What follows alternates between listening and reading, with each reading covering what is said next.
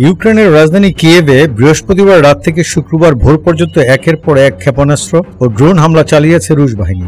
এতে নারী ও শিশুসহ অন্তত নিহত হয়েছেন ৩১ জন, আহত হয়েছেন আরও ১৫০ জন।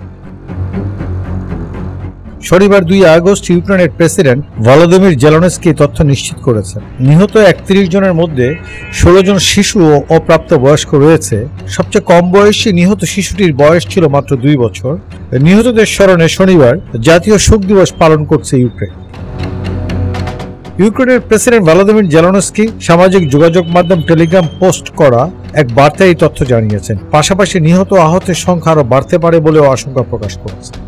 জেলেনস্কির দাবি, রুশ বাহিনীর ড্রোন ও ক্ষেপণাস্ত্র হামলায় বাড়িঘর, আবাসিক ভবন, স্কুল, কিন্ডারগার্টেন, চিকিৎসা কেন্দ্র, বিশ্ববিদ্যালয় ভবন সহ বিভিন্ন ধরনের ১০০টার বেশি ভবন ক্ষতিগ্রস্ত হয়েছে। রাজধানী কিয়েভের আবাসিক এলাকার একটি বড় ৯তলা ভবনের বিশাল অংশ সম্পূর্ণ ধ্বংস হয়েছে। তিনি বলেন, ক্ষতিগ্রস্ত আবাসিক ভবনের ধ্বংসস্তূপগুলোতে দুর্যোগ মোকাবিলা দপ্তরের কর্মীরা অনুসন্ধান তৎপরতা চালাচ্ছেন। আমরা এখনো জানি না কতজন মানুষ এসব ধ্বংসস্তূপের তলায় চাপা পড়েছেন। এপির প্রতিবেদনে বলা হয়েছে, ২০২২ সালের অক্টোবরে শহরে বিমান হামলা শুরু হওয়ার পর এটির সর্বোচ্চ সংখ্যক শিশু নিহত ও আহত হওয়ার ঘটনা ঘটল। গত বছরের জুলাইয়ের পর থেকে এটিই ছিল সবচেয়ে মারাত্মক আক্রমণ, যেখানে ৩৩ জন নিহত হয়েছিল। ২০২২ সালের ২৪শে ফেব্রুয়ারি ইউক্রেনে সামরিক অভিযান শুরু করে রুশ বাহিনী।